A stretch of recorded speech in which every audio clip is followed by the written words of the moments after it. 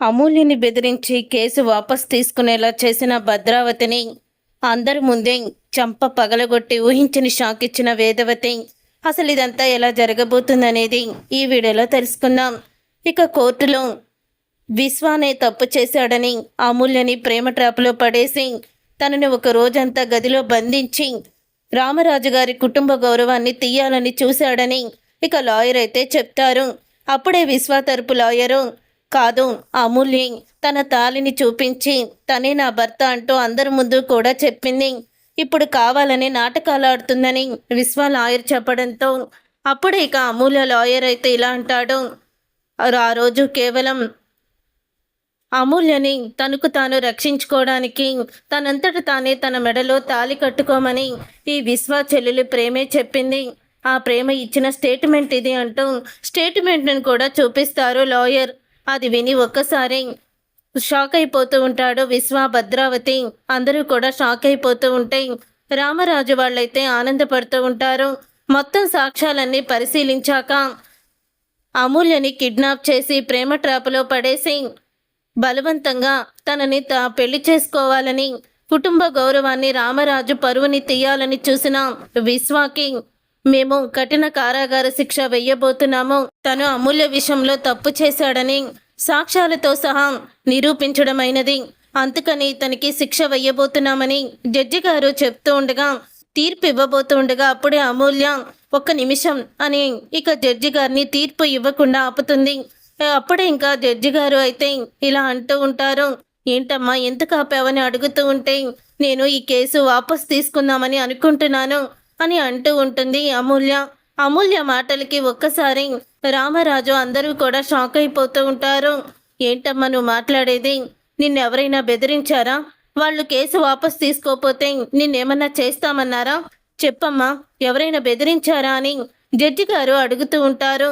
అప్పుడే ఇక అమూల్య, లేదు సార్, నన్ను ఎవరూ కూడా బెదిరించలేదు అని అమూల్య అయితే అంటుంది. అప్పుడే మరి ఎందుకు నువ్వు కేసు వాపస్ తీసుకోవాలనుకుంటున్నావని జడ్జి గారు అడగడంతో ఇంతలో రామరాజు, ఏంటమూల్య, వాడు చేసిన పని సాక్ష్యాలతో సహా నిరూపణ అయితే ఇప్పుడు కేసు వాపస్ తీసుకుంటావేంటి? వాడికి తగినైన శిక్ష పడాలి, ఇలాంటి పిచ్చి పిచ్చి నిర్ణయాలు తీసుకోవద్దు అని రామరాజు అంటాడు. తర్వాత ఇక ధీరజ్ కూడా, నీకేమైనా పిచ్చి పట్టిందా, ఎందుకు ఇలా ప్రవర్తిస్తున్నావని అడుగుతూ ఉంటాడు అమూల్యని. అప్పుడే ఇక అమూల్య ఇలా అంటుంది, వాళ్ళు ఎవరు నన్ను బెదిరించలేదు, కావాలని నేను కేసు వాపస్ తీసుకుంటున్నాను. ఈ విశ్వాకి శిక్ష పడితే వాళ్ళ కుటుంబం జీవితాంతం బాధపడుతుంది. వాళ్ళ కుటుంబం గురించి ఆలోచించి, వాళ్ళ అమ్మ ఆవేదన గురించి ఆలోచించి నేను ఈ నిర్ణయానికి వచ్చాను అని అమూల్య అయితే అంటుంది.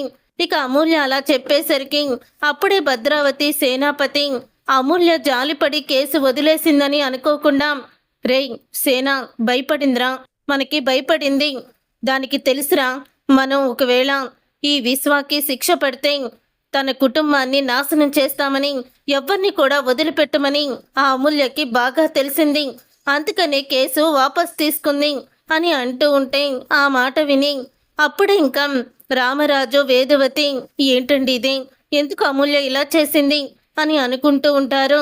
తరువాత ఇక అమూల్య కేసు వాపస్ తీసుకుంటాను, ఎవరు నన్ను బెదిరించలేదు అని చెప్పడంతో ఇక జడ్జి గారు అయితే ఆఖరి నిమిషంలో నేరం నిరూపణ అయినా సరే తను కేసు వాపస్ తీసుకుంటానని అమూల్య చెప్పడంతో విశ్వాని విడుదల చేస్తున్నాము. విశ్వ చేసిన తప్పుకి కోర్టుకి జరిమానా కట్టాలని 5 లక్షల జరిమానా అయితే విధిస్తారు. ఆ తర్వాత అప్పుడే ఇంకా అమూల్య అయితే వస్తుంది.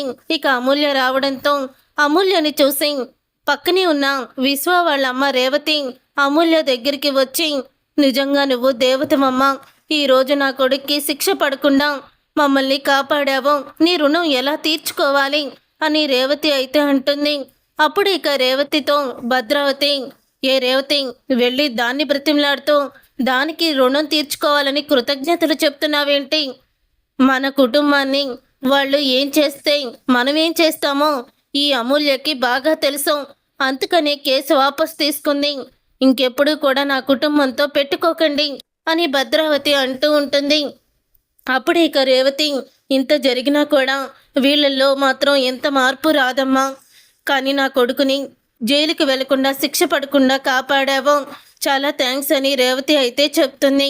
రేవతి వెళ్ళిపోయిన తర్వాత అప్పుడే అమూల్యని పక్కకి పిలిచి రామరాజు, వేదవతి, ధీరజ్ అంటూ ఉంటారు. ఏంటి అమూల్య నువ్వు చేసిన పని? వాడికి శిక్ష పడితేనే కదా వాడు చేసిన తప్పుకి సరైన మనం సమాధానం చెప్పినట్టు అవుతుంది. ఇంకోసారి మన జీవితంలోకి తొంగి చూడ్డానికి వాళ్ళకి భయమేసేది. ఇప్పుడు నువ్వు వాళ్ళ కుటుంబం బాధపడుతుందని జాలిపడి కేసు వాపస్ తీసుకున్నావు. కానీ ఆ భద్రావతి సేనాపతి వాళ్ళకి భయపడి మనం కేసు వాపస్ తీసుకున్నామని విర్రవీగుతున్నారు. ఎందుకు ఇలా చేశావో నీకు అన్నీ చెప్పి తీసుకొచ్చాం కదా అని ధీరజ్, రామరాజు, వేదవతి అయితే అమూల్యని అడుగుతూ ఉంటారు. అప్పుడు ఇక అమూల్య అయితే నేను కూడా వాడికి శిక్ష పడాలని అనుకున్నానన్నయ్య. వాడు జైలు నుంచి విడుదలై వచ్చినా సరే తన స్నేహితులతో కలిసి నన్ను ఏడిపించిందంతా కూడా నేను కూడా మర్చిపోలేదు. నాకు గుర్తుంది. మీరు చెప్పినట్టే కోర్టులో వాడి మీద అన్నీ రుజువయ్యాక శిక్ష పడేలా చెయ్యాలని అనుకున్నాను. కానీ అంతకు ముందే నాకు భద్రావతి ఫోన్ చేసింది. భద్రావతి ఫోన్ చేసి రాత్రి ఏమందో తెలుసా? ఒకవేళ నువ్వు కేసు వాపస్ తీసుకోపోతే విశ్వాకి ఎప్పుడైతే శిక్ష పడుతుందో ఆ సాయంత్రానికి మీ ఇంటిని వల్లకాడు చేస్తాను. మీ ఇంట్లో ఎవరిని కూడా బ్రతకనివ్వను. చెల్లెలు పిల్లలు అని నాకు ఇంత కూడా లేదో. నా చెల్లెలు ఎప్పుడో మా మాట కాదని మీ నాన్నని పెళ్లి చేసుకున్నప్పుడే చచ్చిపోయింది. అలాగా నేను రక్త సంబంధాలని వదిలేసుకున్నాను. ఒకవేళ నువ్వు కేసు వాపస్ తీసుకోపోతే నీ కుటుంబం మొత్తాన్ని చంపేస్తానని ఇక బెదిరించింది అంటూ అమూల్య అయితే జరిగిందంతా కూడా చెప్తుంది. అప్పుడే కది విని అమూల్య, నువ్వు వాళ్ళ బెదిరింపులకి బెదిరిపోయి వాళ్ళు బెదిరించిన విషయం కూడా మాకు చెప్పకుండా చాలా పెద్ద తప్పు చేశావు.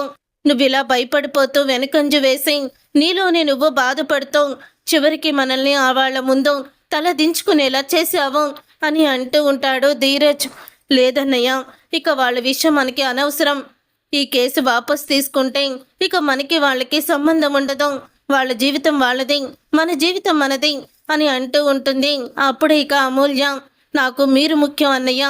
ఇప్పుడు ఆ విశ్వగాడు జైలుకి వెళ్తే వీళ్ళు ఏదో ఒక రకంగా మన మీద కక్ష తీర్చుకోవాలని అనుకుంటారు. వీళ్ళు మనుషుల్ని చంపే మానవ మృగాలు, వీళ్ళతో మనకెందుకు అని అంటూ ఉంటుంది అమూల్య. చిన్న వయసులోనే పెద్ద ఆలోచన చేసావమ్మా, కానీ ఆ వెధవలకి ఇంత కూడా విశ్వాసం లేదు అని ఆ రామరాజు అంటూ ఉంటాడు. ఇంతలో భద్రావతి వచ్చి, రే రామరాజు, ఇంకెప్పుడు కూడా నా కుటుంబంతో పెట్టుకోకు. చూసావు కదా నా మేనల్లుణ్ణి ఎలా బయటికి తీసుకొచ్చుకున్నానో. ఇంకెప్పుడు కూడా నా కుటుంబం జోలికి రావద్దురా. అయినా ఇంతటితో దీన్ని వదిలేస్తాననుకుంటున్నావా? ఇంతటితో దీన్ని వదిలేను. వచ్చే కొద్దీ మీకన్నీ కూడా కష్టాలే, చూస్తూ ఉండు అని భద్రావతి అయితే అంటుంది. అప్పుడు ఇక వేదవతి భద్రావతి దగ్గరికి వెళ్ళి భద్రావతి చంప పగలగొట్టి అంటూ ఉంటుంది, పెళ్ళి పెటాకులు పిల్లలు లేని నీకేం తెలుసు బంధాల విలువ అని అంటూ వేదవతి అయితే భద్రావతికి షాక్ ఇస్తుంది. ఒక ఆడపిల్లని బెదిరించి తన కుటుంబాన్ని చంపేస్తానని చెప్పి నువ్వు బ్లాక్మెయిల్ చేసిన విషయం తెలియదనుకుంటున్నావా? బ్లాక్మెయిల్ చేసి నువ్వు నీ మేనల్లుణ్ణి రక్షించుకున్నావు. తప్పు చేసిన వాడిని బ్లాక్మెయిల్ చేసి బయటికి తీసుకొచ్చి నువ్వు తప్పుడు దానివే అయ్యావు. నువ్వు గెలిచావా? ఇలా ఆడపిల్లని బెదిరించి ఆడపిల్లలు వంక పెట్టుకొని గెలవడం కూడా ఒక గెలిపేనా? నేరుగా నా భర్తని ఢీ కొట్టలేక ఇలా అడ్డదారులు తొక్కుతున్నావు. నువ్వు ఒక ఆడదానివేనా? ఇన్ని రోజులు ఏదో పుట్టిల్లంటే ప్రేమ ఉండేది, కానీ కాస్తో కోస్తో ప్రేమ నీ మేనల్లుడు చేసిన నిర్వాకానికి పూర్తిగా చచ్చిపోయింది. ఈరోజు నువ్వు చేసిన పనికి ఇంకా పూర్తిగా చచ్చిపోయింది. అదే నా కూతురు నాకు ఫోన్ చేసి అర్ధరాత్రి బెదిరించారు, నా కుటుంబాన్ని చంపేస్తానన్నారు అని జడ్జి గారితో ఒక్క మాట చెప్పుంటే ఈరోజు మీ కుటుంబం మొత్తానికి సంకెళ్ళు పడేయి. అప్పుడేం చేసేదానివి? మా మంచితనం మీకు వరం అయ్యింది. మా మంచితనం ఈరోజు మిమ్మల్ని ఇలా బయటికి తిరిగేలా చేసింది.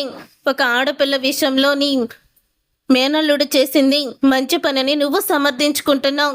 కానీ ఏదో ఒక రోజు పశ్చాత్తాపంతో నా భర్త కాళ్ళ మీద పడి క్షమాపణ చెప్పే రోజు ఖచ్చితంగా వస్తుంది. గుర్తుపెట్టుకో. ఇప్పుడు నువ్వు గెలిచావని అనుకుంటున్నావు. ఎప్పుడు కూడా చెడు మీద మంచి, మంచి మీద చెడు రెండూ కూడా సమానంగానే గెలుస్తూ ఉంటాయి. కొంచెం చెడు మీద మంచి ఓడిపోయినట్టే ముందు ఉంటుంది, కానీ చివరికి మంచే గెలుస్తుంది. చూస్తూ ఉండు. రాబోయే రోజుల్లో ఈసారి నుంచి మేము మౌనంగా తలదించుకొని ప్రతి విషయానికి ముందుకు వెళ్ళాం. ఈసారి డి అంటే డి అంటూ నిన్ను ఎదిరిస్తాము అంటూ వేదవతి ఇక భద్రావతికి షాక్ ఇస్తుంది. చూసారుగా ఫ్రెండ్స్, రాబోయే కథలో ఖచ్చితంగా ఇలాగే జరగబోతుంది. మరి ఇప్పుడు వేదవతి భద్రావతి మీద ఛాలెంజ్ చేసినట్టు ఏం చేయబోతుంది, అసలు ఏం జరగబోతుంది అనేది రాబోయే కథలో తెలుసుకుందాం. ఈ వీడియో మీకు నచ్చితే తప్పకుండా లైక్ చేసి ఛానల్ని సబ్స్క్రైబ్ చేసుకొని పక్కనే ఉన్న గంట సింబల్పై ఆల్ అని క్లిక్ చేయండి.